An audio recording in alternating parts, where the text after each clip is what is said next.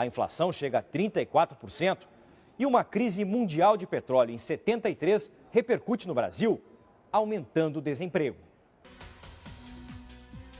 Com Geisel começa uma abertura política lenta e gradual. Em 75, ele anuncia um acordo nuclear e a construção de 8 usinas para gerar energia. Surge Angra 1, aumentando a dívida externa. Uma guerra silenciosa continua. O jornalista Vladimir Herzog é morto no DOI-CODE, em São Paulo. Estudantes no Largo São Francisco se manifestam pela anistia dos subversivos e pedem liberdade. Os jornais Opinião e o Carioca param de circular. Logo depois, desaparece a revista Realidade.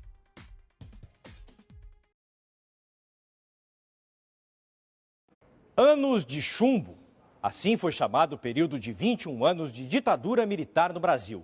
Censura, torturas e assassinatos. O Arquivo Record de hoje volta ao dia 31 de março de 64. Tropas saídas de Minas Gerais avançam em direção ao governo federal, exigindo a renúncia do presidente João Goulart. Para evitar uma guerra, Jango abandona o país. Era o golpe militar. 1964. O mês de março começou turbulento no Brasil. No dia 13, 500 mil pessoas, com apoio dos partidos de esquerda, tomaram as ruas do Rio de Janeiro em favor de Jango. 6 dias depois, a TFP, Tradição, Família e Propriedade, de extrema-direita, mobilizava 400 mil pessoas em São Paulo, contra Jango. O país era uma panela de pressão prestes a explodir. Até que em 31 de março foi dado o golpe.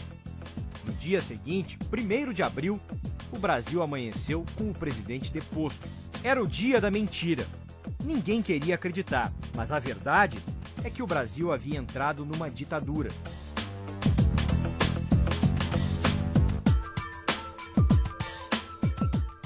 Numa ditadura que duraria 21 anos.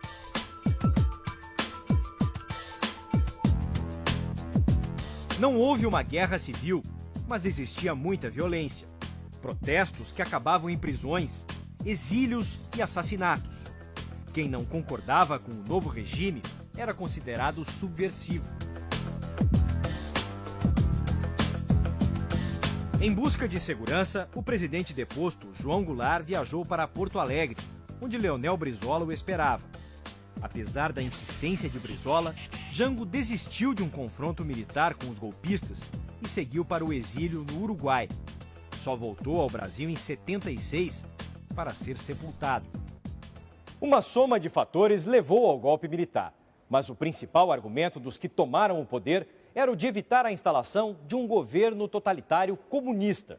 A partir do final da Segunda Guerra, com a divisão do mundo em 2 blocos, o capitalista e o socialista, os Estados Unidos começaram a aprofundar os laços com a América Latina.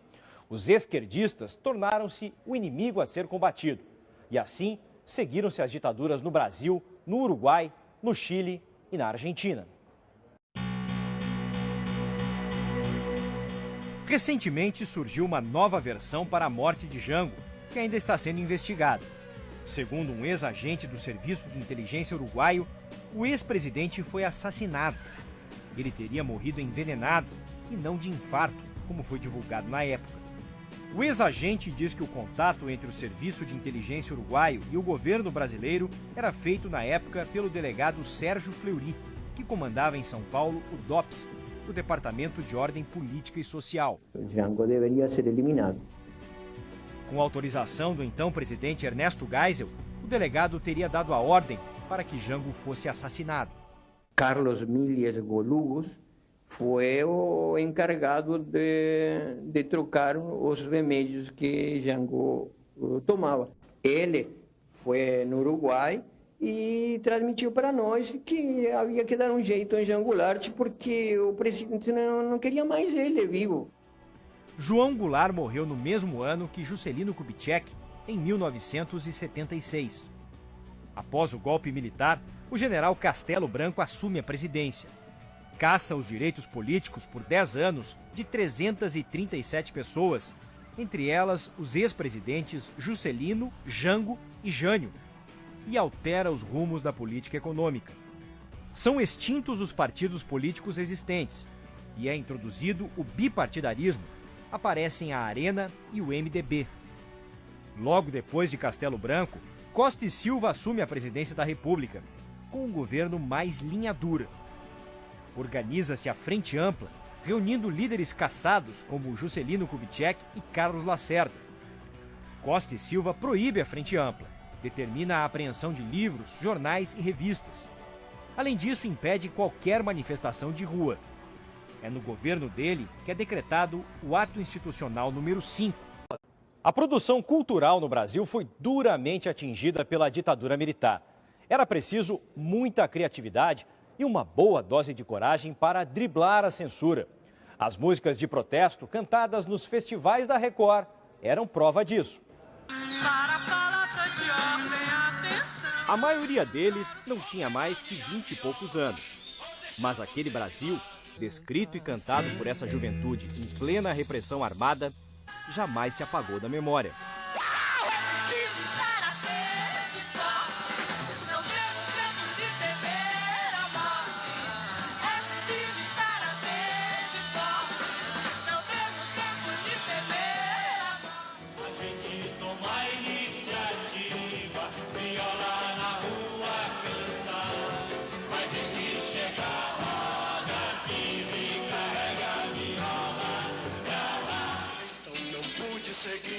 Valente, lugar-tenente, de dono de gado e gente, porque gado a gente marca, tange ferro, engorde mar. Mas se você não concordar, não posso me desculpar, não canto pra enganar, vou pegar minha viola, vou deixar você de lado, vou cantar no lugar, na boiada já fui bom. A censura e os censores da época não conseguiram impedir a crítica de uma geração inteira, cantada em códigos, de maneira velada. E o público reagia emocionado aos refrões que falavam de união, verdade e liberdade.